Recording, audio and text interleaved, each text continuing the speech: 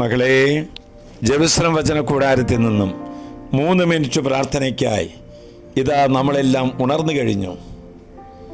ഇതാ ഈ സമയം നോക്കി പ്രാർത്ഥന നിരതരായി ഇരിക്കുന്ന നിങ്ങളോട് കർത്താവിൻ്റെ വചനവുമായി വിശുദ്ധ അഗാത്ത പുണ്യവതി നമ്മുടെ കുടുംബത്തിലേക്ക് കടന്നു വരികയാണ്.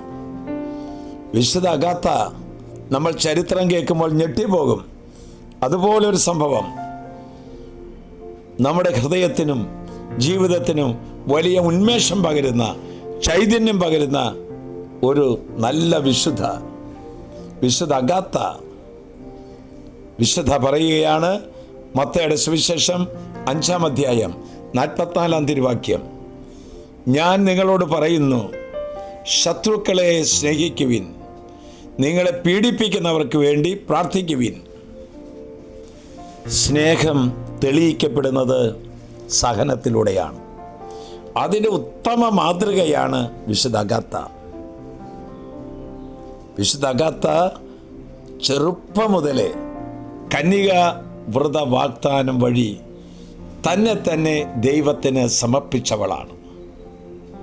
കത്തോലിക്ക വിശ്വാസത്തെ നിഗ്രഹിക്കുവാൻ, തകർത്ത് കളയുവാൻ ആ കാലഘട്ടത്തിലെ ചക്രവർത്തിമാർ ആജ്ഞ പുറപ്പെടുവിച്ചു. എന്നാലും മത അനുഷ്ഠാനങ്ങൾ മറച്ചു വയ്ക്കാതെ വിശുദ്ധയായിരിക്കുന്ന അഗാത്ത അതനുസരിച്ചു പോന്നു. അധിക നാളുകൾ കഴിഞ്ഞില്ല, രാജസേവകർ പിടികൂടി അവളെ ഗവർണറുടെ മുമ്പിലേക്ക് കൊണ്ടുവന്നു.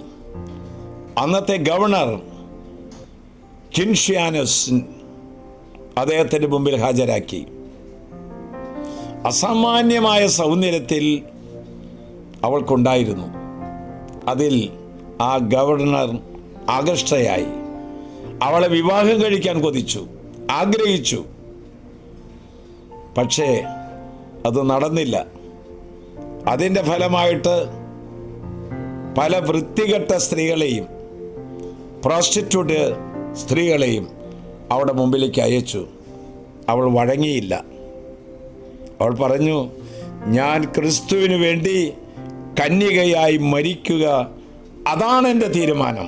അതിൽ നിന്ന് ഒരാൾക്കും മാറ്റുവാൻ സാധ്യമല്ല. തൽഫലമായി അവളുടെ ആഗ്രഹം നിറവേറുന്നില്ല എന്ന് കണ്ടു കഴിഞ്ഞപ്പോൾ അവളെ പിടിച്ച് അവളുടെ സ്തനങ്ങൾ മുറിച്ചു കളഞ്ഞു. സിംഹത്തെ പോലെ ഗർജിച്ച അയാൾ ചുട്ടുപഴുത്ത കൽക്കരിയും മറ്റ് ഓട്ട് കഷ്ണങ്ങൾ നിരത്തി അതിൽ കിടത്തി ഉരുട്ടി. നമുക്കറിയാമല്ലോ, കൽക്കരി കട്ട ആ ശരീരത്തിൽ മാറിപ്പോയില്ല. ആ വേദനയിൽ അവൾ കരങ്ങൾ ഉയർത്തി പ്രാർത്ഥിച്ചു, ദൈവമേ, എൻ്റെ ആത്മാവിനെ അങ്ങേ കരങ്ങളിൽ സമർപ്പിക്കുന്നു. മക്കളെ, ക്യാൻസർ രോഗത്തിൻ്റെ പ്രത്യേകമായ മധ്യസ്ഥയാണ് വിശുദ്ധ അഗാത്ത. ആ വിശുദ്ധ അഗാത്തയുടെ തിരുശേഷിപ്പ് ഇന്ന് ജെറുസലേം വചന കൂടാരത്തിൽ മരിയം മണ്ഡപത്തിൽ സ്ഥാപിക്കപ്പെട്ടിട്ടുണ്ട്.